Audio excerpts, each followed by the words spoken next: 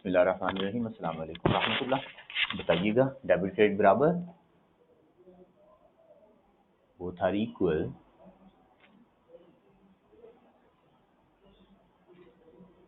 चलें जी, that's good. Equal equal equal का जवाब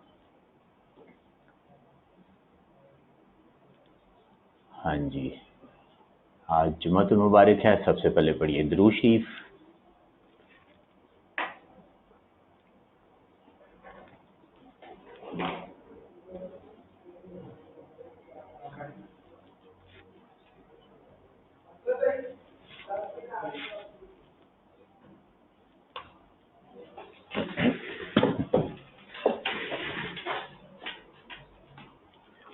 हाँ जी, चलते हैं आगे।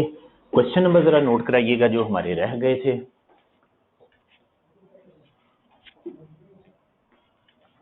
जी, क्वेश्चन नंबर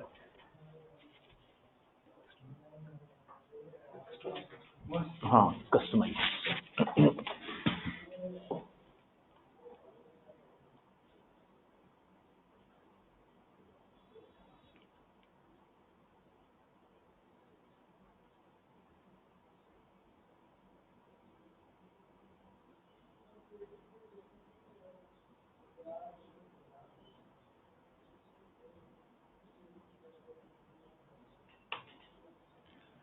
क्वेश्चन नंबर है 4, 3, 10, 13, 12।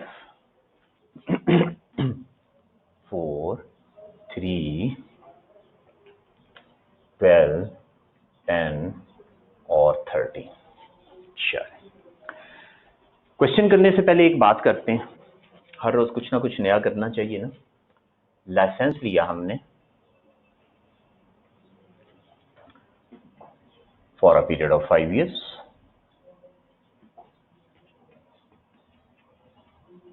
5 साल के लिए लाइसेंस ले लिया।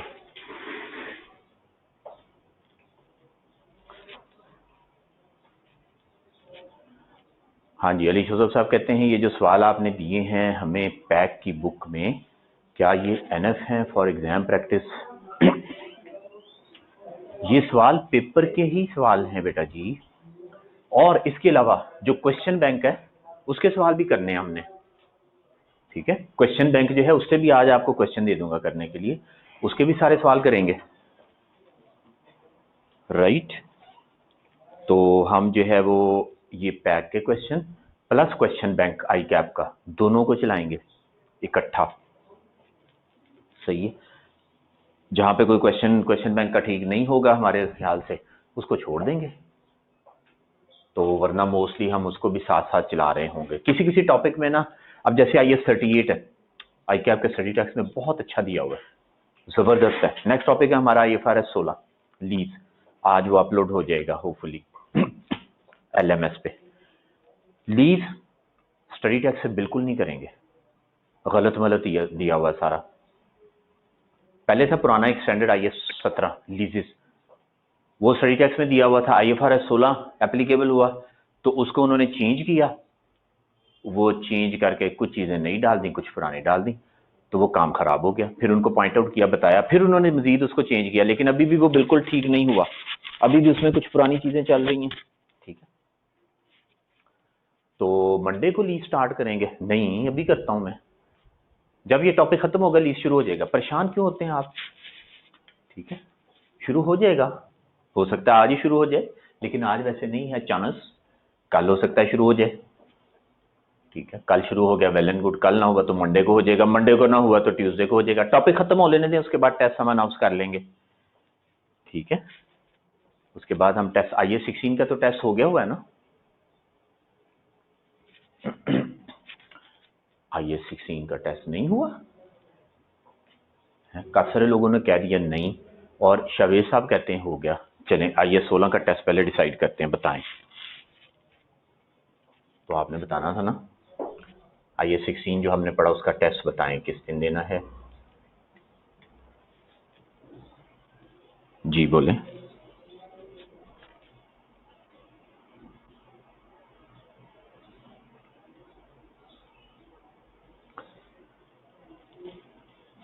हम्म hmm hmm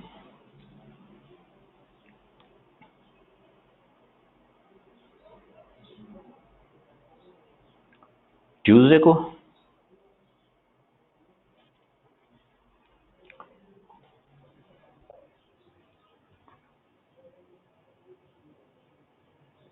IAS 16 test on Tuesday.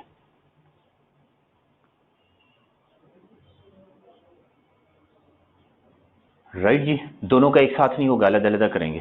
तो IAS 16 का टेस्ट जो है वो ट्यूसडे को करते हैं और ट्यूसडे को डेट होगी मेरा ख्याल है 16 अप्रैल। Is it?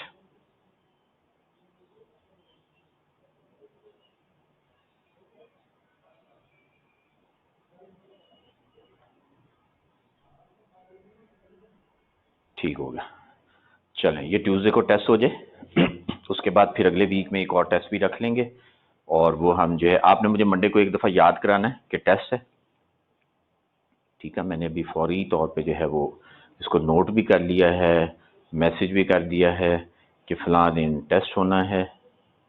ये ना जनाब, चलें जी, नोटेड। लेकिन एक दिन पहले आपने रिमाइंड ज़रूर करा देना। अच्छा जी, उसमें रीवैल्यूएशन और प्रॉपर्टी प्लांट इक्विपमेंट का शेड्यूल वगैरह ही होगा ना? बस हाँ जी, यही होगा। जाहिर है डेप्रिसिएशन की कैलकुलेशन भी आ जाएगी, रीवैल्यूएशन अपवर्ड डाउनवर्ड आ सकती है, नोट बनाना आ सकता है, ये सारा कुछ।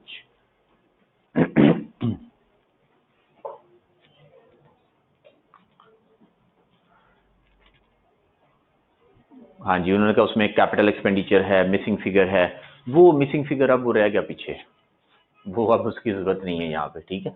तो मेनली जो फोकस होगा वो रीवैल्यूएशन पे और नोट्स बनाने पे होगा, ठीक है। चले, तो ये हो गया ट्यूसडे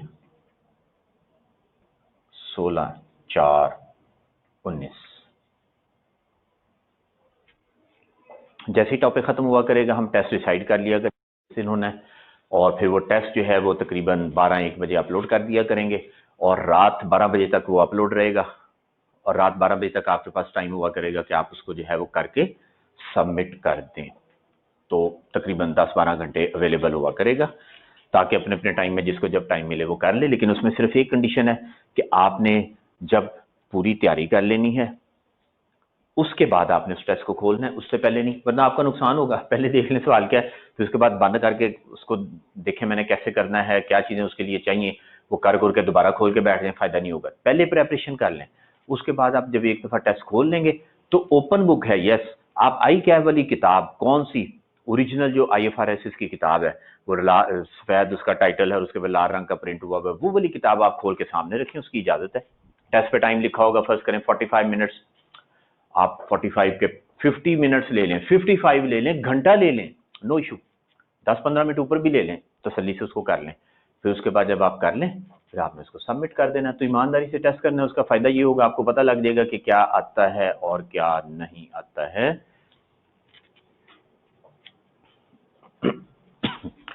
हाँ जी, उसमें के स्टेप्स लगा लिए हैं निशानी के लिए, ठीक है। वो आप पर्चियां लगा लें, या ये 16 यहाँ से शुरू हो रही है वहां से शुरू हो रहा हो, ठीक है, कुछ नहीं होता उससे। वाह वाह वाह वाह, कहते हैं कि रेड बुक पे सॉल्यूशंस लिख लें। जो किताब है ना, आई के आपने 2 बातें की हैं सिर्फ।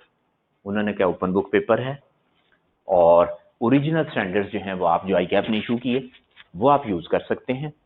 दूसरी बात कि उसमें लिखना अलाउड नहीं है कुछ भी।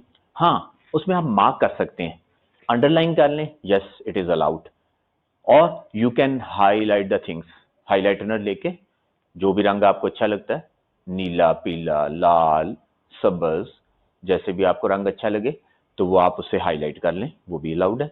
ये 2 बातें अलाउड है, इसके अलावा कुछ और भी अलाउड नहीं है। तो इसलिए किताब के ऊपर कुछ ना लिखिएगा, ऐसे इशू बन जाए खामखा पेपर में लेके जाएं तो प्रॉब्लम हो, फायदा क्या। चलें जी, तो लाइसेंस की बात कर रहे थे हम कि लाइसेंस जो है वो ले लिया 5 साल का, रिन्यूअल की ऑप्शन है।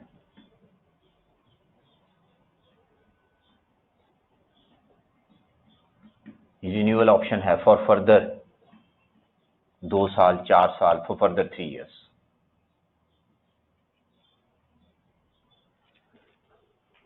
अमोर्टाइजेशन कितने साल पे चार्ज की जाए?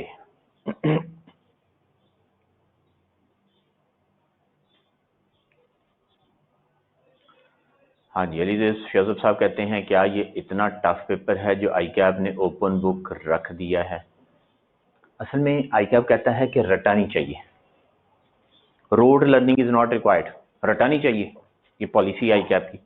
तो आपके मैं चीज़ें याद करके जाऊँ, वो कहते हैं आप किताब साथ ले जाएं, आपने पढ़ा हुआ है निशान लगा लें, साथ ले जाएं और वहां पे जरूरत पड़े उसको खोल के देख लें, बस। इसलिए तो आसानी पैदा कर दी कि आप जो है जब आई कैप कहता है रटाना लगाएं तो आप क्यों रटे लगाते फिरें। और सी फैब में जाके भी अकाउंटिंग का जो पेपर है रिपोर्टिंग का, उसमें भी ओपन बुक है, राइट। और लॉज के पेपर का मुझे नहीं पता कि वो ओपन बुक है कि नहीं है, अकाउंटिंग का पता है।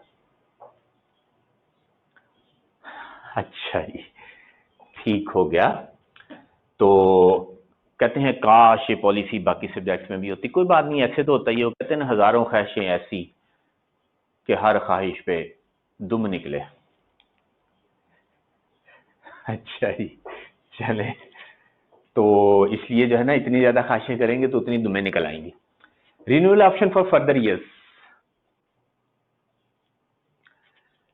अब आपसे सवाल है कि हम जब अमोर्टाइजेशन करेंगे तो हम अमोर्टाइजेशन पीरियड क्या लेंगे, 5 साल लें या 8 साल लें? ये सवाल है जी आपसे।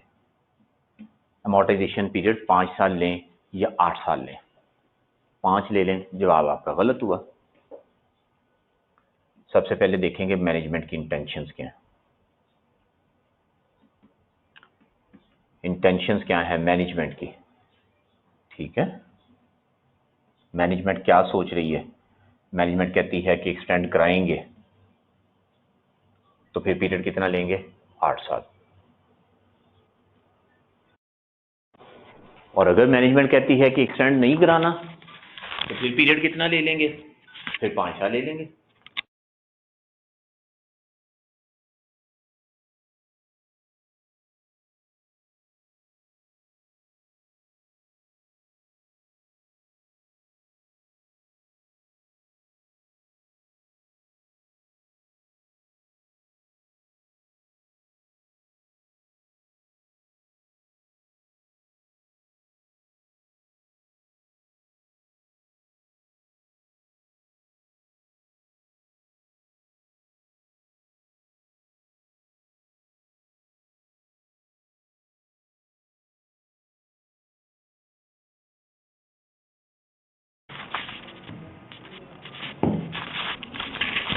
हाँ जी, तो अगर टाइम पीरियड एक्सटेंड करना है ऑर्गेनाइजेशन ने, उसकी इंटेंशंस हैं, तो 8 साल ले लेंगे। और अगर कोई इंटेंशंस नहीं है, no intentions to extend,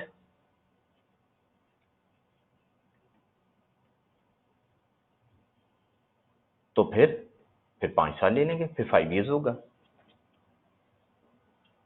मोर्टाइजेशन period. ठीक हो गया। ये मोर्टाइजेशन पीरियड की हम बात कर रहे थे कि या तो जो है वो 5 साल या वो 8 साल। क्लियर बात? इनिशियल पीरियड है 5 साल, लाइसेंस हमने एक खरीद लिया, इनिशियल पीरियड है 5 साल, और कहा हुआ है कि रिन्यूअल की ऑप्शन है फर्दर 3 इयर्स की। हम देखेंगे मैनेजमेंट की इंटेंशंस क्या है कि अगर मैनेजमेंट ने उसकी रिन्यूअल करानी है तो हम जो लाइसेंस कॉस्ट होगी, लाइसेंस खरीदते हैं तो उसके पैसे देते हैं ना, तो जो लाइसेंस कॉस्ट होगी वो कॉस्ट जो है वो हम कितने साल पे अमोर्टाइज करेंगे? वो 8 साल पे अमोर्टाइज कर देंगे। और अगर मैनेजमेंट की कोई इंटेंशन नहीं है एक्सटेंशन कराने की, रिन्यूअल कराने की, तो हम जो है उसे 5 साल पे अमोर्टाइज कर देंगे। बात क्लियर हो गई?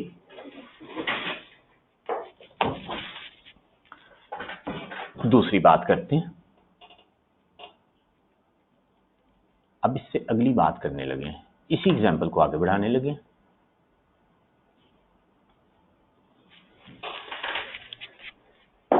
लाइसेंस लिया, पैसे लिए, इनिशियल टर्म है उसकी कितनी? वही एग्जाम्पल 5 इयर्स, और रिन्यूअल हो सकती है फर्दर 3 इयर्स की। ठीक है, ऑप्शन है, रिन्यूअल ऑप्शन है। इंटेंशंस नहीं बताया हुआ, नॉट नोन, बताया ही नहीं हुआ क्या इंटेंशन है। अब क्या करें, इंटेंशंस का पता ही नहीं है, तो अब क्या किया जाए, 5 5 डोंट नो। ठीक हो गया जी। अच्छा जी, अब हम देखेंगे कि जो रिन्यूअल फी है, जो रिन्यूअल फी है वो कितनी है, रिन्यूअल फी कितनी है, वेदर इट इज सिग्निफिकेंट और इनसिग्निफिकेंट। या तो ये सिग्निफिकेंट होगी और या क्या होगा, इनसिग्निफिकेंट होगी, दोनों में से कोई एक बात होगी।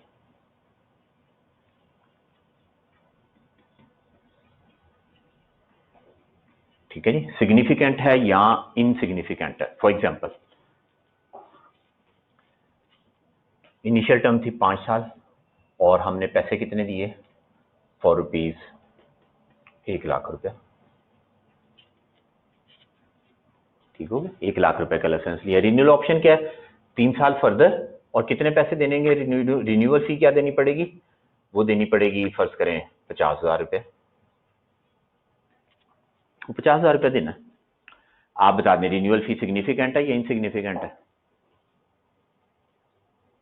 सिग्निफिकेंट है। ठीक है, सिग्निफिकेंट है। आप अगर देखें तो ये पहले 5 साल के लिए हमने 1,00,000 रुपया दिया, इसको डिवाइड करें 5 साल पे तो 20,000 रुपये पर एनम बनते हैं, और अब हम दे रहे हैं 50,000 रुपया, डिवाइडेड बाय 5, डिवाइड बाय 3 करें तो ये 16,600 1667 मेरे ख्याल ये अमाउंट बनती है। तो आप देखें ठीक ठाक अमाउंट है, 20,000 16,000 सिग्निफिकेंट अमाउंट है, उसका 80%।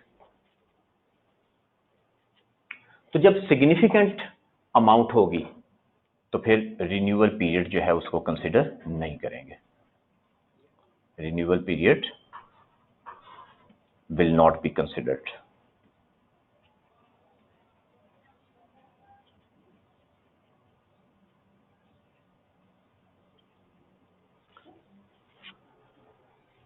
दूसरी एग्जांपल लेते हैं, इन्हीं फिगर्स के साथ चलते हैं। यही एग्जांपल 50,000 की बजाय वो कहते हैं रिन्यूअल ऑप्शन है, आप रिन्यूअल करा रहे हैं, सिर्फ 2,000 रुपया दे दें, सिर्फ 2,000 रुपया दे दें। अब ये 2,000 रुपया सिग्निफिकेंट है या इनसिग्निफिकेंट है,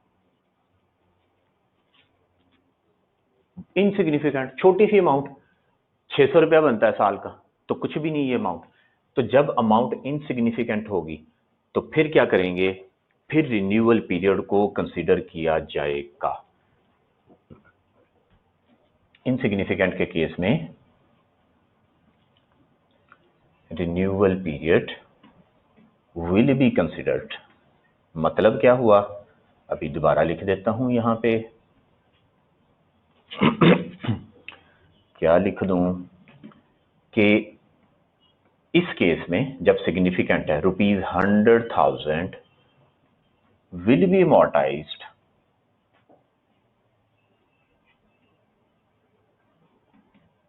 ओवर 5 years। ठीक हो गया।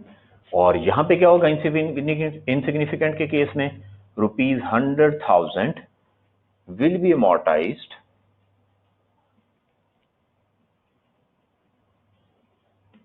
Over 8 years।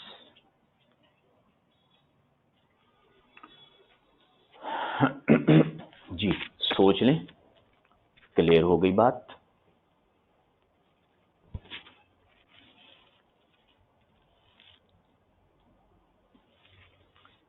हाँ जी, कोई सवाल हो तो बता दीजिए।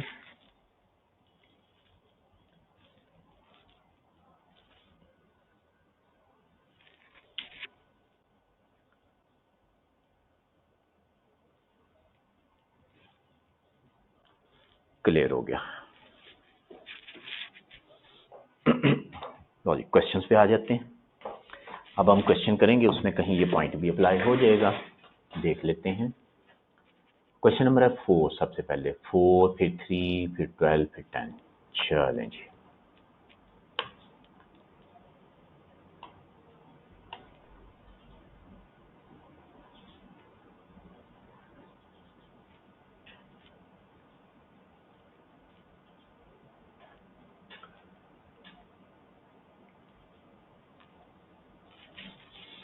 हाँ जी, सवाल पूछा अगर 10,000 हो तो सिग्निफिकेंट होगा।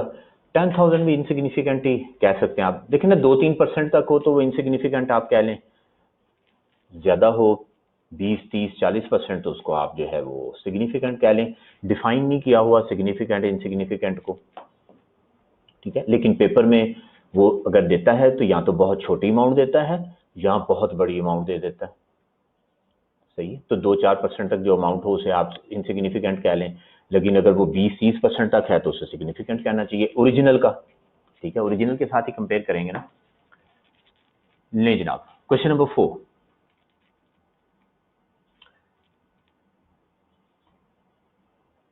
Weldon Limited is a small company involved in the fishing industry. It operates a number of fishing boats and fishes mainly for tuna. The fish is tuna का पता है क्या होता है? हाँ जी, टूना का पता है, जादू टूना जादू को कहते हैं।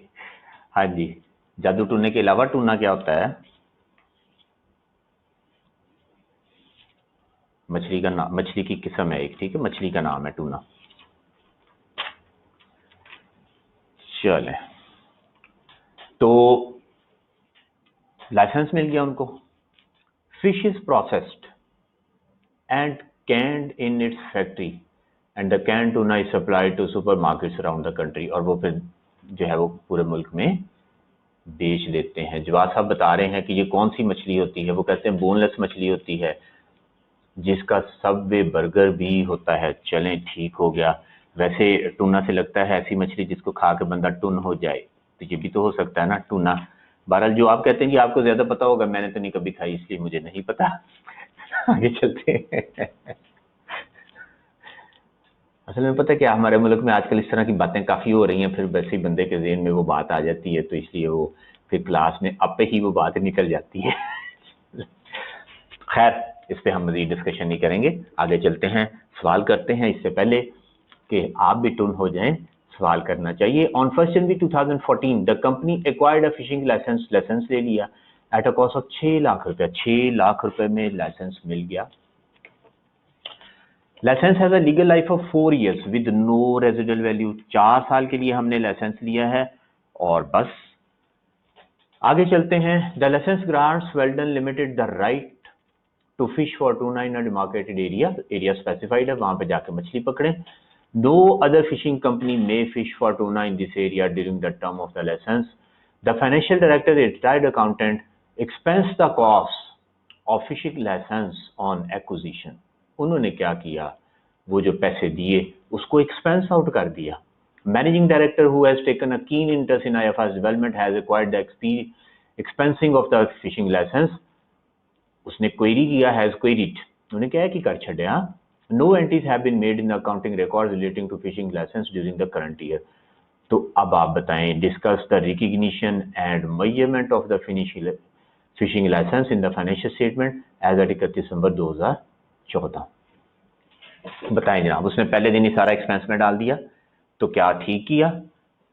हम उसे कहेंगे भाईजान, आपने ये रिटायर्ड अकाउंटेंट जो फाइनेंशियल डायरेक्टर रखा हुआ है, रिटायर्ड अकाउंटेंट, ये रिटायर हो गया है, तो इसको तो वैसे ही अब अकाउंटिंग जो है वो समझ नहीं आती। आप क्या करें, सबसे पहले इसको फारिग करें और हमें रख लें। ठीक है जी, पहली बात। ठीक है, बंदा तो सही होना चाहिए ना अकाउंटिंग करने वाला। चलें खैर, अगली बात करते हैं। हाँ जी, बात क्या है, किसको क्या करना है, कैपिटलाइज करना है। इसको कैपिटलाइज करना है 6 लाख रुपए को,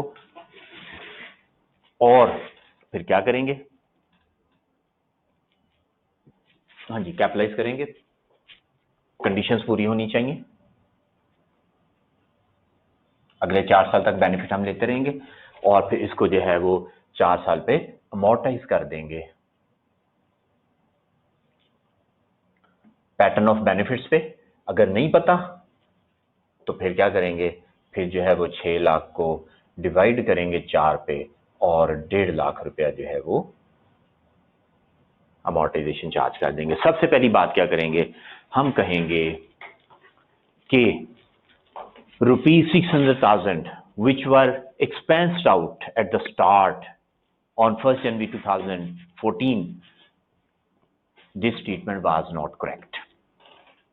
ठीक है, it should have been capitalised, उसको कैपिटलाइज करना चाहिए, पहली बात ये बता देंगे कि उसको कैपिटलाइज करना चाहिए। ठीक है, और बाय कर रहे हैं हम लाइसेंस, तो हम कहेंगे इसको जो है वो कैपिटलाइज कर लें। राइट हो गई बात। और वो 6 कंडीशंस वाला पॉइंट यहाँ पे नहीं आना, वो डेवलपमेंट कॉस्ट में आता है, इंटरनली जनरेटेड में। ये तो हमने बाय किया, तो हम कहेंगे कि अमाउंट आइडेंटिफाइबल है, फिर उस एरिया में हम मछलियां पकड़ेंगे, हमारा पावर है हमारे पास, और फ्यूचर में बेनिफिट्स भी आएंगे, मछलियां भी हम पकड़ेंगे, पकड़ के मैनेजमेंट की इंटेंशंस बेनिफिट्स होंगे, इंटेंशन की बात नहीं, बेनिफिट्स होंगे। तो आइडेंटिफाइबिलिटी भी है, कंट्रोल भी है, और फ्यूचर बेनिफिट्स भी हैं। एसेट एक्वायर कर रहे हैं, पैसे दिए, तो it should be capitalised, capitalise कर देंगे। फिर सेकंड पॉइंट की तरफ आएंगे कि amortisation should be charged over the period of 5 years on the basis of pattern of benefits. ठीक है, on the basis of pattern of benefits. हाँ जी, आकाश साहब कहते हैं एक्सपेंस रिवर्सल नहीं होगा, यही कहेंगे ना कि शुड हैव बीन कैपिटलाइज्ड। तो अब कैसे उसकी एंट्री पास करेंगे, अब उसकी एंट्री कैसे पास करेंगे? उसने जाहिर है उसको एक्सपेंस आउट कर दिया, तो हम कहेंगे कि एक्सपेंस क्रेडिट करके लाइसेंस इंटेंजिबल एसेट के तौर पे डेबिट कर देंगे, ये उसकी करेक्शन हो जाएगी। बिल्कुल ठीक फरमाया आपने। तो एक्सपेंस में से अमाउंट निकाल के उसको एसेट बनाएंगे, सबसे पहली बात बताएंगे ना उसने गलत किया, फिर उसे कहेंगे एक्सपेंस को खत्म करके उसे एसेट ट्रीट कर देंगे। और फिर सेकंड बात करेंगे कि लाइसेंस जो है वो एसेट का नाम है, इंटेंजिबल एसेट है। सेकंड ये है कि अमोर्टाइजेशन चार्ज करेंगे, और अमोर्टाइजेशन के लिए बताएंगे कि it should B charge on the basis of pattern of benefits. ठीक है, उसका पैटर्न देखें क्या है, and if pattern can not be estimated reliably, ठीक है, नहीं पता लग सकता, तो फिर क्या करें, फिर स्ट्रेट लाइन पे अमोर्टाइजेशन चार्ज कर दें, फिर स्ट्रेट लाइन पे अमोर्टाइजेशन चार्ज कर देंगे। और अमोर्टाइजेशन कितनी बनेगी, वो बन जाएगी 6 लाख। पहले हमने कह दिया पैटर्न पे अगर नहीं पता लगता तो फिर 150,000 पर एनम जो है वो हम अमोर्टाइजेशन चार्ज करना शुरू कर देंगे। इस साल की भी चार्ज हो जाएगी 150,000।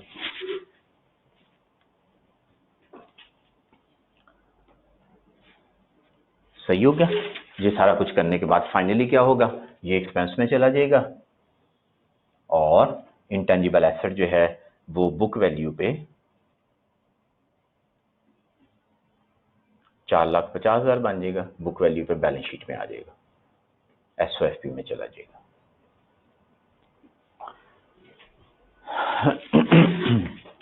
हाँ जी, लेकिन एक्सपेंस चार्ज तो रिवर्सल नहीं करते, यहाँ कैसे आपने रिवर्स एंट्री की है सर? हजरत साहब, हमने कल जो बात की थी या परसों जो बात की थी वो कुछ और थी, वो थी इंटरनली जनरेटेड एसेट के बारे में, कि एक डेवलपमेंट कॉस्ट है, हम इनकर कर रहे हैं, उसकी कंडीशंस मीट नहीं हो रही, तो उसको प्रॉफिट एंड लॉस में चार्ज करते रहें, और जिस दिन कंडीशंस मीट होना शुरू हो जाएं उस दिन से ऑनवर्ड कैपिटलाइजेशन करें, ये बात हुई थी। इससे आगे एक सवाल शायद पूछा गया था कि अगर हम एरर कर दें, हमने डेवलपमेंट कॉस्ट को कैपिटलाइज करना था, वो गलती से उसको प्रॉफिट एंड लॉस में डालते रहे, तो क्या अब उसको कैपिटलाइज कर सकते हैं? जी बिल्कुल। एरर किया तो एरर को तो ठीक करना है, ठीक है, पता ही नहीं था कि इसको कैपिटलाइज करना है, तो एरर को ठीक करना है, तो उसे वापस एक्सपेंस से निकाल के उसे कैपिटलाइज कर देंगे। ये भी इंटरनल जनरेटेड एसेट की बात हो रही है। क्लियर ये बात?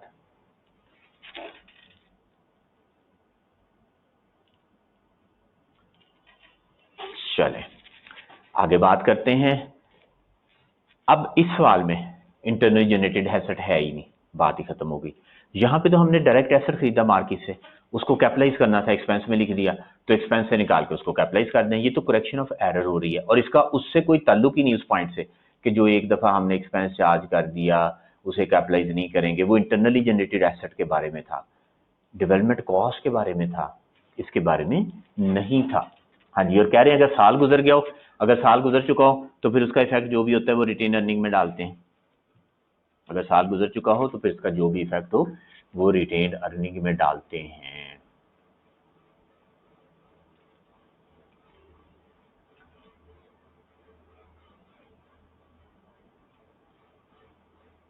जी क्वेश्चन नंबर 4।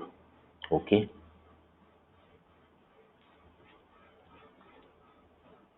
थ्री पे चलते हैं।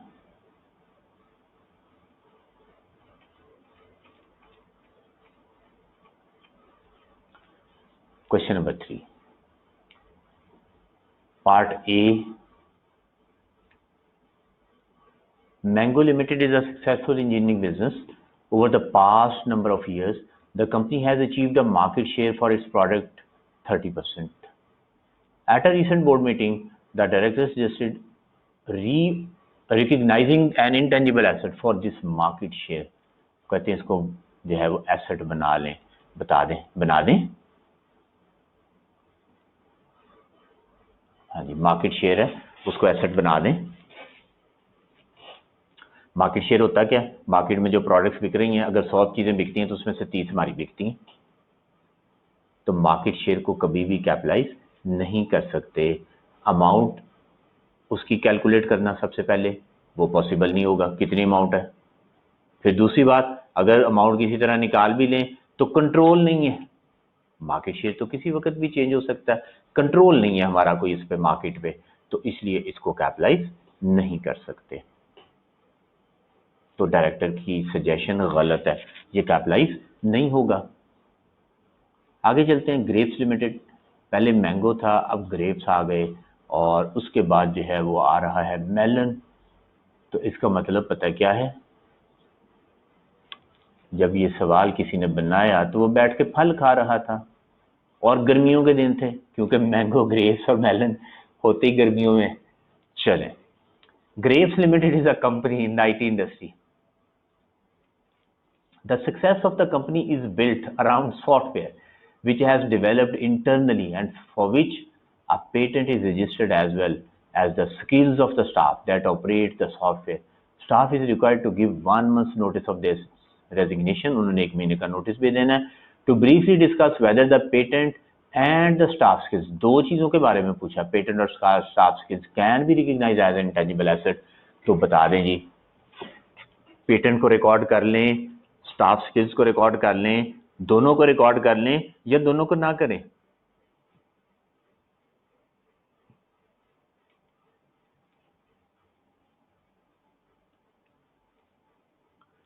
हाँ जी, पेटेंट को कैपिटलाइज कर देंगे, जबकि स्टाफ को कैपिटलाइज नहीं करेंगे। क्लियर है? चलें आगे।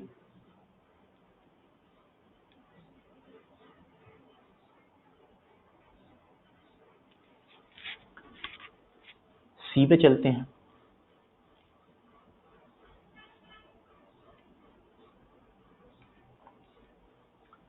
Melon limited manage and operates toll roads on major national routes throughout the country. Toll tax पता है ना क्या होता है? गाड़ियां गुजरती हैं, टोल पे करती हैं टोल प्लाजा पे, तो उनको जो है वो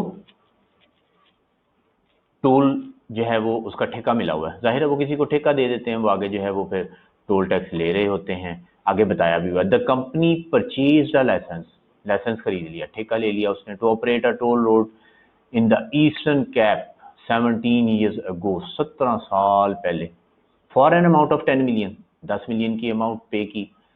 It was expected that the toll road question की requirement can discuss the accounting issues relating to the measurement of the license। अच्छा, ठीक है। It was expected that toll road would be in use for 20 years। Initially 20 साल की expectation थी, and the economic benefits will flow to the entity evenly over the 20-year period। The estimated toll road usage is 1 million cars per year। ख्याल ये था कि हर साल 10 लाख गाड़ियां जो है वहां से गुजरेंगी। At the time there were no plans to construct alternative routes in the area, there is no active market for toll road licences. 17 साल पहले की बात है, 10 मिलियन पे किया, 20 साल उसकी लाइफ रखी, और ये ख्याल था कि हर साल जो है वो 10 लाख गाड़ियां गुजरा करेंगी। और आगे ये एक रिक्वायरमेंट से पहले भी एक बात बताई हुई, इसको जरा पहले पढ़ लेते हैं।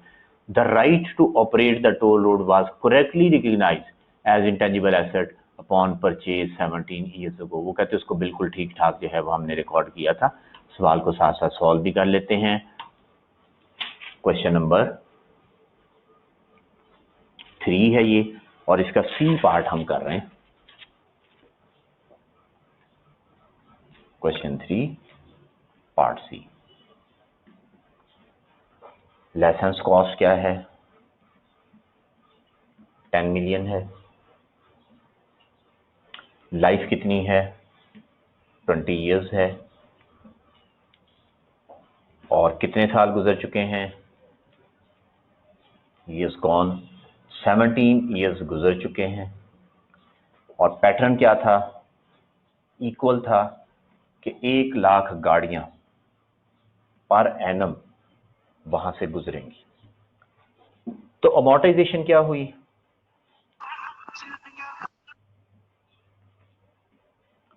हाँ जी, अमोर्टाइजेशन कितनी बनी? अमोर्टाइजेशन बनेगी 10 million divided bye 20 million, 20 million गाड़ियां 20 सालों में, इंटू 1 मिलियन गाड़ियां हर साल। आप सीधा 20 पे भी डिवाइड कर सकते हैं, इक्वल बेनिफिट आना है। तो कितना बना? हाँ जी, अमोर्टाइजेशन पर एनम कितनी बन गई? 5 लाख, 500,000, तो 5 मिलियन।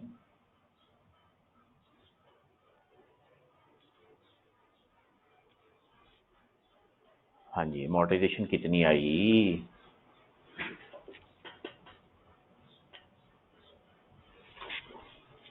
500,000। ये 5 लाख रुपया जो है पर एनम, ये अमोर्टाइजेशन आ गई। ठीक है, पैटर्न ऑफ बेनिफिट्स पे किया ना। इक्वल बेनिफिट का पैटर्न है तो 10 मिलियन को 20 पे डिवाइड कर दें तब भी 5 लाख आएगा, या 10 मिलियन को 20 मिलियन पे डिवाइड करके 1 मिलियन से मल्टीप्लाई कर दें तब भी जो है वो 5 लाख आएगा। 17 साल गुजर गए तो एक्यूमुलेटेड अमोर्टाइजेशन कितनी हो गई? इक्वल है हर साल, इंटू 17, कितना बन गया? 17 5 85, 8.5 मिलियन बन गया। हाँ जी, ये काइंडली माइक जो है ना वो ऑफ ही रहने दिया करें, और अगर किसी ने कुछ कहना हो तो वो बताया करें। अच्छा जी, 5 लाख आ गया तो 8.5 मिलियन आ गया। कैरिंग अमाउंट क्या बनी? 10 मिलियन इनिशियल कॉस्ट है, माइनस कर दिया 8.5 मिलियन, कैरिंग अमाउंट आ गई 1.5 मिलियन 17 साल गुजरने के बाद।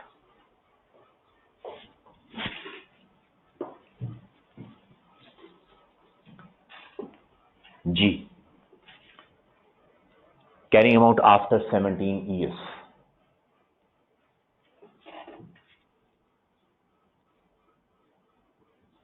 ओके,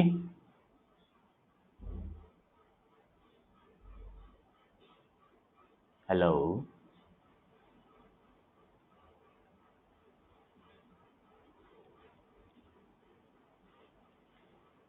राइट के लेफ्ट? चलें, ओके हो गया। अब आगे बढ़ते हैं। ड्यूरिंग द करंट ईयर, अब क्या हुआ? The government announce plans and construction begin on a bridge in the area that would significantly reduce usages of the toll road. उन्होंने एक और जो है नया प्लान किया है, एक नया ब्रिज बना रहे हैं तो लोग उसको भी यूज करेंगे। Director estimated that the economic benefits flowing to the entity would decrease each year, cut हो जाएंगे। और क्या होंगे? Expected to be drop to 8 lakh, 6 lakh and 4 lakh. अब वो अगले 3 सालों में बजाय 1 मिलियन के उन्होंने कहा ये 8 लाख, 6 लाख और 4 लाख होंगे over the remaining 3 years of the licence. तो अब आप इनका लाइफ चेंज हो गई, साल वही हैं लेकिन चूंकि लाइफ हमारी कार्स में है तो वो चेंज हो गया। तो इनको जमा कर लें, 8 6 जमा 4, 8 जमा 6 जमा 4, कितना बन गया? हाँ जी, 8 6 4, 18 बन गया। अमोर्टाइजेशन चेंज हो जाएगी, एस्टिमेट चेंज हो गया। अमोर्टाइजेशन 2018 में, 2019 में और 2020 में क्या होगी? Remaining book value divided by remaining life वो है 1.8 मिलियन इनटू इस साल में कितना बेनिफिट आया 800,000 अमाउंट निकाल दें।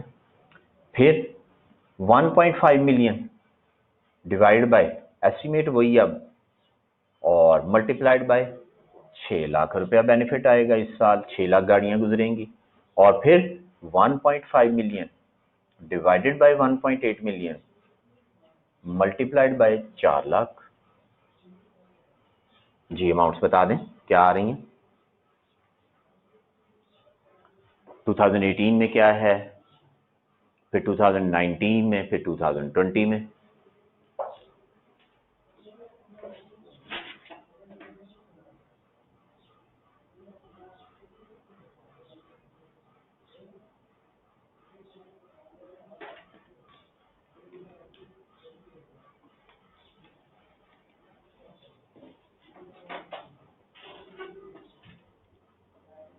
हाँ जी, कोई जवाब नहीं आ रहा आपकी तरफ से। 66 1.8 मिलियन पे डिवाइड क्यों किया है? रिमेनिंग लाइफ 1.8 मिलियन है। रिमेनिंग लाइफ जो है वो 1.8 मिलियन है, ये ऊपर जमा करके दिखाया आपको।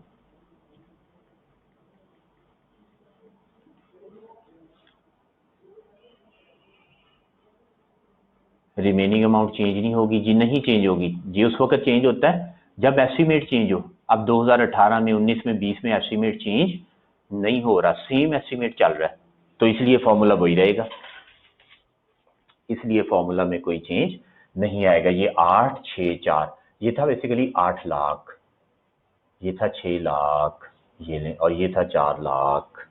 इनको जमा किया तो ये आ गया 18 लाख।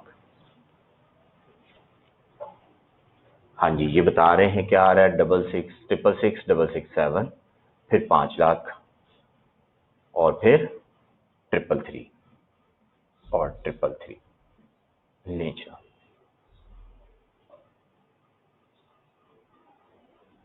सही हुई बात।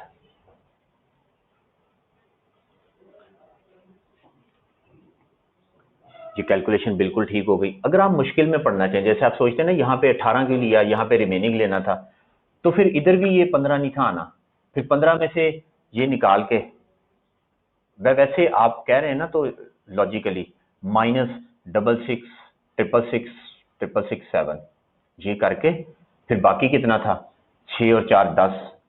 ये वैसे कभी नहीं करना, लेकिन फिर इसको भी बाकी का लेंगे 10 इंटू फिर कितना है 6 लाख। तो अगर आप ये फिगर कैलकुलेट करके देखें तो आपके पास यही 5 लाख आंसर आएगा।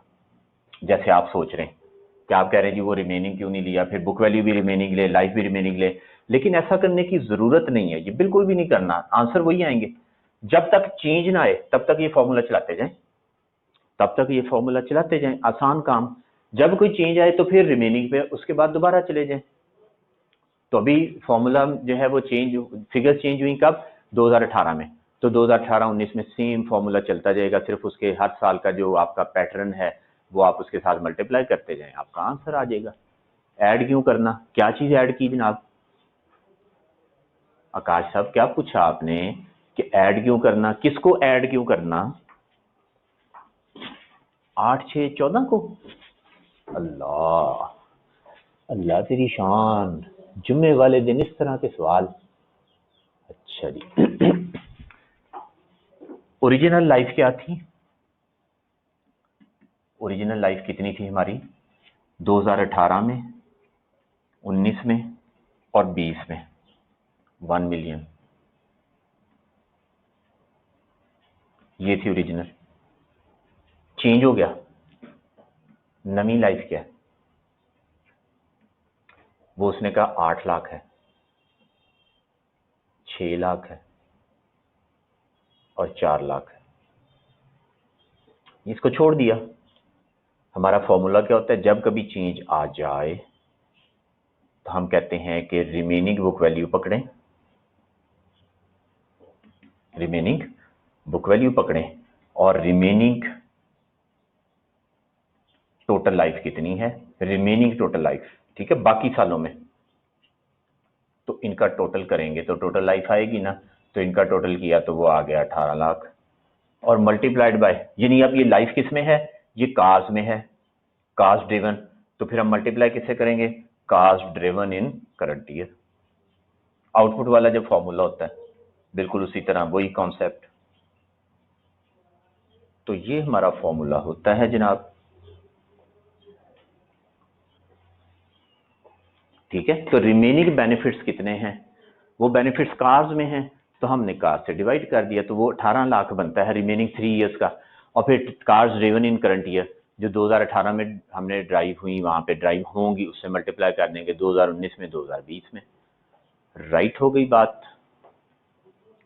चलें, क्वेश्चन नंबर 3 भी चला गया।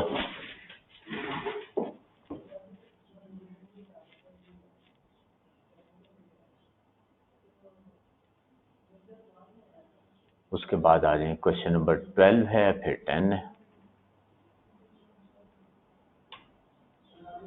हाँ जी, क्वेश्चन 3 में और कोई बात? क्वेश्चन नंबर 12 पे आ जाते हैं।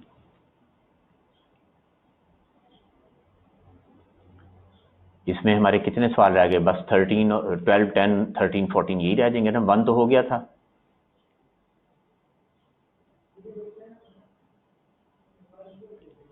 ले जी, सवाल नंबर 12 आया, open limited commenced research work on a new product on 1 July 2013 and entered the development phase on 1 July 2014।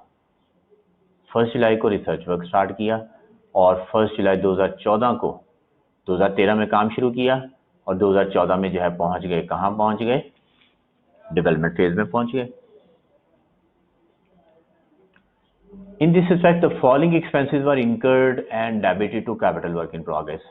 Capital work in progress में उसने कहा जी ये खर्चे किए हैं और कैपिटल वर्क इन प्रोग्रेस में डाल दिए। अच्छा, आगे चलते हैं। Criteria for recognition of the internally generated intangible asset have been met. The commercial production was started from 1 January 2015। It is estimated that the related product would have a useful life of 10 years. लो जनाब, सवाल करते हैं।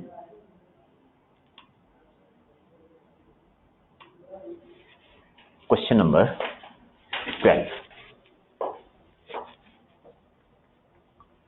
मुझे आप एक बात बताइए, रिसर्च फेज कब से कब तक है?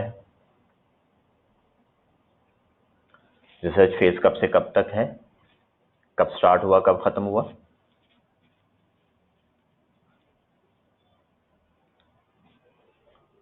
रिसर्च फेज कब स्टार्ट हुआ, कब खत्म हुआ? शुरू हुआ 1 जुलाई 13 को और 1 जुलाई 14 को डेवलपमेंट स्टार्ट हो रही है। तो इसका मतलब है ये 1 जुलाई 13 से लेके तो 30 जून 14 तक जो है वो रिसर्च फेज चलता रहा। फिर डेवलपमेंट फेज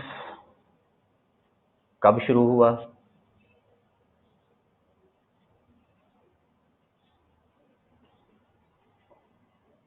फर्स्ट जुलाई 2014 को डेवलपमेंट फेज शुरू हो गया और कब तक चला? कमर्शियल प्रोडक्शन बताया 1 जनवरी 2015 को शुरू हो गई। तो इसका मतलब ये हुआ कि 31 दिसंबर 2014 तक जो है वो हमारा डेवलपमेंट फेज रहा और फिर कमर्शियल प्रोडक्शन जो है वो स्टार्ट हो गई कब?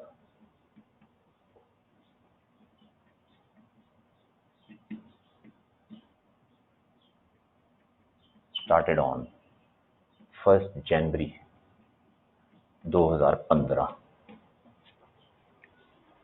और इस वक्त हम कहाँ बैठे हुए हैं? ईयर एंड 30/6/15 में बैठे हुए, और हमसे यही पूछा गया कि आप बता दें 30/6/15 में क्या करेंगे, accounting treatment of the above in the financial statement for the year ended 30 जून 2015। सारा कुछ उसने डाल दिया कैपिटल वर्क इन प्रोग्रेस में। किसमें डाल दिया? कैपिटल वर्क इन प्रोग्रेस में डाल दिया। तो पहले तो हम निपटते हैं पिछले साल से, 30 जून 14 से। 30 जून 14 तक तो कोई डेवलपमेंट शुरू ही नहीं हुई थी। तो ये जो 8 है ये क्या चीज है? ये रिसर्च ही होगा ना, डेवलपमेंट तो हुई नहीं, ये रिसर्च है। और ये 4 क्या है? हाँ जी, ये 4 क्या है? ये तो लैब इक्विपमेंट है, और लैब इक्विपमेंट क्या होता है? एक टेंजिबल एसेट होता है। लैब का पहले भी पॉइंट आ चुका ना, किसी सवाल में लैब का हमने पहले भी जिक्र किया, टेंजिबल एसेट है। तो ये 8 और 4 12, इसकी करेक्शन करेंगे सबसे पहले। कैपिटल वर्क इन प्रोग्रेस में गलत डाल दिया, कैपिटल वर्क इन प्रोग्रेस से निकाल दें 12 का 12 सारा। ये हम कब कर रहे हैं? ये अब करेक्शन हम कर रहे हैं, और ये किस साल में हो रही है करेक्शन? इन 2015 में, पिछला साल गुजर चुका। 8 जो है वो खर्चा है रिसर्च का, उसको रिसर्च एक्सपेंस में डाल दें 8, और 4 जो है वो लैब है, तो उसको आप लैब के नाम से जो है वो क्या था? लैब इक्विपमेंट, तो उसको आप लैब इक्विपमेंट के नाम से टेंजिबल एसेट कैपिटलाइज कर लें। ठीक हुई बात? अब 2015 में हम ये काम कर रहे हैं, खर्चा किस साल का है? 2014 का है, 2015 का है? खर्चा किस साल का है? खर्चा 2014 का है, तो हम 2014 के खर्चे को 2015 में तो नहीं ना खर्चा लिख सकते, वो तो पिछले साल में लिखना चाहिए था। लेकिन पिछले साल का प्रॉफिट एंड लॉस अकाउंट बन चुका, पिछले साल का प्रॉफिट गलत आ चुका, और वो प्रॉफिट कहां जा चुका? रिटेन अर्निंग में जा चुका। तो जब कभी पिछले साल का कोई एक्सपेंस या इनकम रिकॉर्ड करना पड़ जाए, तो उसके लिए रिटेन अर्निंग का वर्ड यूज करते हैं। अभी पहले किसी ने पूछा था तो मैंने बता दिया था, हाँ जी, अब यहां पे अप्लाई करके दिखा दिया। तो यहां रिटेन अर्निंग्स लिखेंगे, यहां पे रिसर्च एक्सपेंस का वर्ड नहीं लिख सकते क्योंकि ये पिछले साल का है। तो हम लिख देंगे रिटेन अर्निंग्स। प्रॉफिट गलत हो गया, रिटेन अर्निंग में डेबिट किया, खुद ही ठीक हो जाएगा प्रॉफिट। पहला काम तो ये कर दिया जो 2014 से रिलेटेड फिगर्स थी, related to correction in 2015 related to 2014। 2014 के एरर थे वो हमने 2015 में ठीक कर दिए, पहली बात। आगे चलते हैं।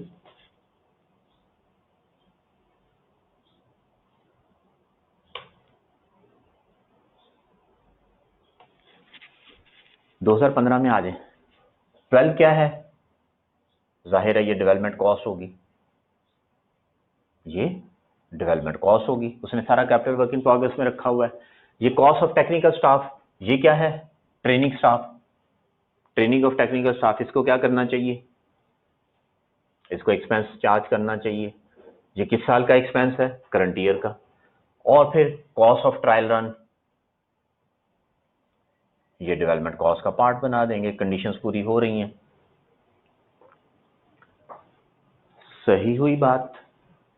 चलें, तो ये 13.5 जो इसको भी ठीक करते हैं, इसमें से 12 और 0.6 ये दोनों डेवलपमेंट कॉस्ट में चले जाएंगे, और 0.9 जो है उसको एक्सपेंस में डाल देंगे। उससे पहले एक काम और करते हैं, जो लैब है इक्विपमेंट, उस पर डेप्रिसिएशन लगाएंगे कि नहीं? ये देखें यहाँ पे, ये उसने लिखा हुआ है purchase on 1 January 2014, having an estimated life of 5 years, 5 साल उसकी लाइफ है, तो उसको डेप्रिसिएशन भी लगानी है, उसको डेप्रिसिएशन भी लगानी है। तो डेप्रिसिएशन जो है वो लगा देते हैं 1 जनवरी 14 से लेके पिछले साल की डेप्रिसिएशन वो जरा पूरी कराएं, फिर आगे चलते हैं 30 जून 2014 तक। Depreciation debit, accumulated depreciation credit, life थी कितनी? 5 साल, 4 उसकी जो है 4 मिलियन उसकी कॉस्ट है, 5 साल लाइफ है, 6 महीने बनते हैं, 4/5 इंटू 6/12, बता दें कितनी अमाउंट आती है डेप्रिसिएशन की? 0.4। तो ये 0.4 की डेप्रिसिएशन लगाएंगे। अब ये पिछले साल की डेप्रिसिएशन है, तो अगेन क्या करेंगे? डेप्रिसिएशन की जगह क्या लिख देंगे? कोई भी पिछले साल का इनकम या एक्सपेंस हो उसकी जगह पे रिटेन्ड अर्निंग का वर्ड लिख देते हैं। तो यहाँ पे रिटेन्ड अर्निंग आ गई, ये पिछली करेक्शंस हो गई। अब हम इस साल की अमाउंट पकड़ते हैं, वो है 13.5, उसको ठीक करते हैं। 13.5 क्रेडिट, क्या credit? Capital work in progress credit 13.5, उसमें से 12.6 जो है वो डेवलपमेंट कॉस्ट में डाल देंगे जो कि इंटेंजिबल एसेट होगा, और बाकी जो है 0.9 था, 0.9 वो एक्सपेंस में डाल देंगे, ट्रेनिंग एक्सपेंस।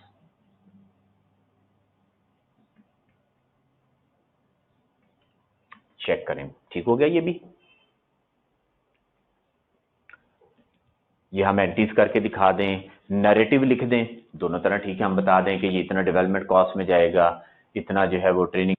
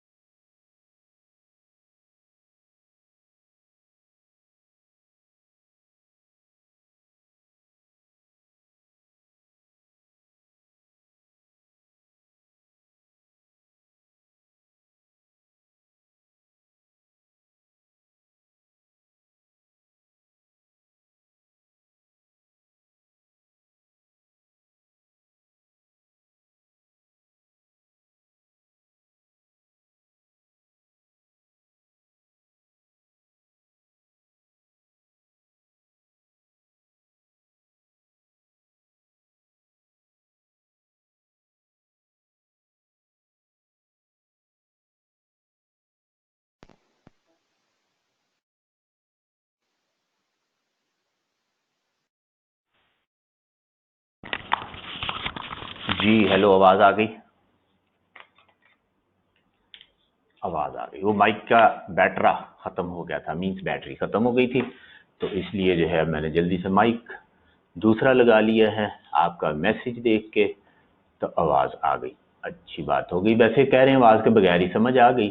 चलें, हाय उदास हो गए बिना आवाज के, वाओ। अच्छा ही चल,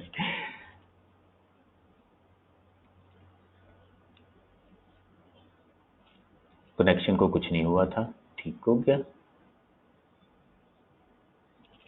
जी। तो पॉइंट 8 ये वाली एंट्री बता दें, ये एंट्री ओके है। दोबारा से बात करता हूं कि ये वाली एंट्री तो ओके हो गई ना 13.5, उसमें से 12.6 जो है वो डेवलपमेंट कॉस्ट में डाल दिया, 0.9 ट्रेनिंग एक्सपेंस। उसके बाद लैब इक्विपमेंट पर डेप्रिसिएशन लगाई। अब 6 महीने की डेप्रिसिएशन हमने कैपिटलाइज करनी है, डेवलपमेंट कॉस्ट में डालनी है, वो डेवलपमेंट फेज से रिलेट करती है। और उसके बाद बाकी 6 महीने की जो डेप्रिसिएशन है वो कमर्शियल प्रोडक्शन में आई तो वो डेप्रिसिएशन एक्सपेंस चार्ज हो जाएगा। टोटल पूरे साल का 0.8 आ गया। इकट्ठी एंट्री कर दी। 2 एंट्रियां भी हो सकती हैं, development cost debit accumulated depreciation credit 0.4 से, और फिर डेप्रिसिएशन एक्सपेंस डेबिट और एक्यूमुलेटेड डेप्रिसिएशन क्रेडिट, यानी इसकी 2 एंट्रियां अलग अलग भी कर सकते हैं, एक भी ठीक है। डेवलपमेंट कॉस्ट डेबिट 0.4 से, एक्यूमुलेटेड डेप्रिसिएशन ये पहले 6 महीने की डेप्रिसिएशन जुलाई से लेके दिसंबर तक डेवलपमेंट फेज में। फिर उसके बाद जो है वो अगली एंट्री डेप्रिसिएशन एक्सपेंस डेबिट और फिर एक्यूमुलेटेड डेप्रिसिएशन क्रेडिट। ये जनवरी से ऑनवर्ड जो 6 महीने हैं उनकी डेप्रिसिएशन।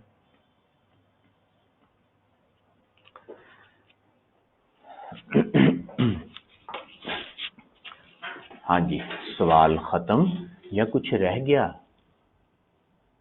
सवाल खत्म या कुछ रह गया? हाँ जी, एक चीज रह गई। क्या रह गया? हाँ जी, क्या रह गया? अमोर्टाइजेशन लगानी रह गई इस साल की। इंटेंजिबल एसेट रेडी हो गया, डेवलपमेंट कॉस्ट ये है 12.6, एक ये हमने लिखा डेवलपमेंट कॉस्ट, और एक ये लिखा डेवलपमेंट कॉस्ट 0.4। बस इन दोनों को जमा कर लें। और बताया हुआ है कि 10 ईयर्स जो है वो लाइफ है डेवलपमेंट की, 10 ईयर्स लाइफ है।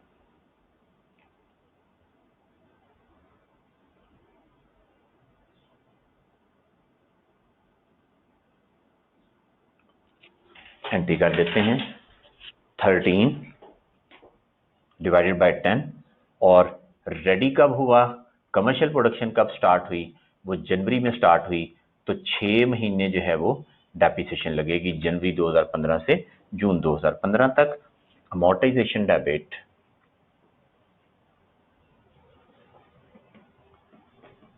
एक्यूमुलेटेड अमोर्टाइजेशन क्रेडिट, ये 6 महीने की अमोर्टाइजेशन बता दें कितनी आती है 0.65। ऊपर लिख देंगे सवाल के all figures in million 0.65।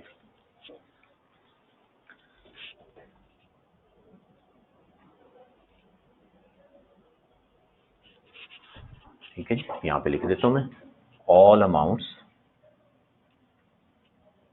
In million, all rupees in million, ये मेंशन कर दिया और उसके बाद नीचे सारी फिगर्स जो हैं वो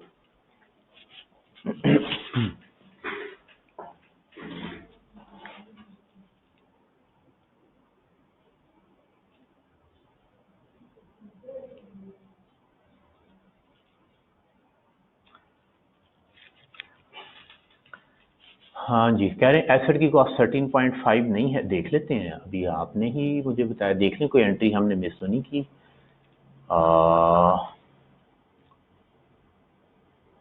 ये चेक करें, डेवलपमेंट कॉस्ट एक हमने ये लिखा 12.6 और एक ये लिखा 0.4, 13 हो गया, और इसके अलावा कहीं और लिखा हुआ है कुछ? बस कोई भी नहीं, दो ही हैं।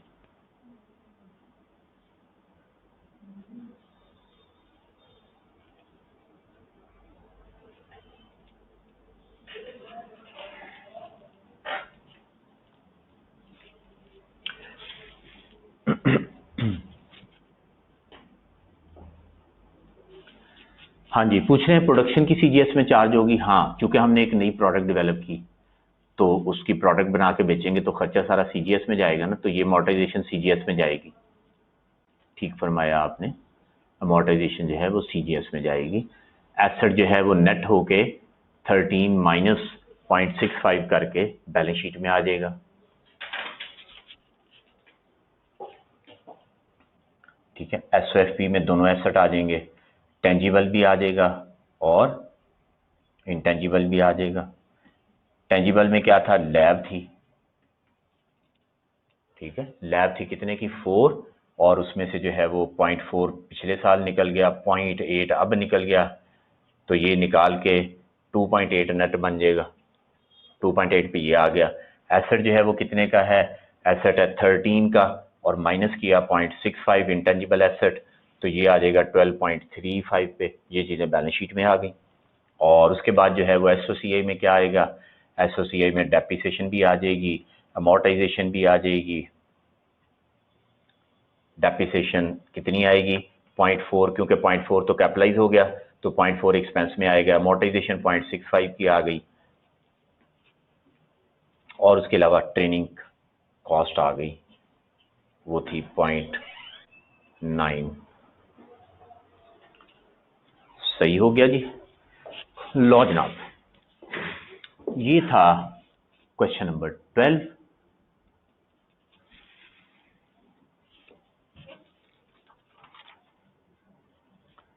क्वेश्चन नंबर 12 हो गया। उसके बाद जो है वो 2 क्वेश्चन हमारे अभी भी रह गए, तो खैर है, रह गए तो क्या हुआ, आपने जो आज काम करना है वो क्या होगा, क्वेश्चन नंबर 10 और 12 आपने कर लिए होंगे यकीनन। सॉरी 12 नहीं, वो तो हो गया 13। तो अगर किए तो अच्छी बात, नहीं किए तो ज़रूर ट्राई कीजिएगा 13 और इसके साथ 14 भी। और फिर क्वेश्चन बैंक की तरफ आ जाएं। क्वेश्चन बैंक जो है वो 10.1 और 10.2, ये 2 सवाल ये भी कर आइएगा, बल्कि 10.3 भी कर आइएगा। छोटे छोटे सवाल हैं ये कर लीजिएगा। आई कैप क्वेश्चन बैंक, जब क्वेश्चन बैंक की बात होगी तो इसका मतलब होगा आई कैप का क्वेश्चन बैंक। खाली क्यू जो होगा वो हमारा पैक का होगा, और आई कैप की जब भी बात करेंगे तो क्यू बी की बात करेंगे। इन क्वेश्चंस को कीजिएगा। FR2 में डेप्रिसिएशन के लिए मेथड ऑफ यूनिट्स प्रोड्यूस या आज मेथड यूज नहीं होते, या पॉसिबल है? पॉसिबल है, हो सकता है, जहां कहीं दिया होगा आज या जहां पे कहीं यूनिट्स दिए होंगे तो वो मेथड लगाएंगे। ठीक है, अभी हमने अमोर्टाइजेशन को जो मेथड लगाया वो यूनिट मेथड ही तो था, इतनी गाड़ियां इतनी गाड़ियां इतनी गाड़ियां, वो यूनिट मेथड ही था। ओके,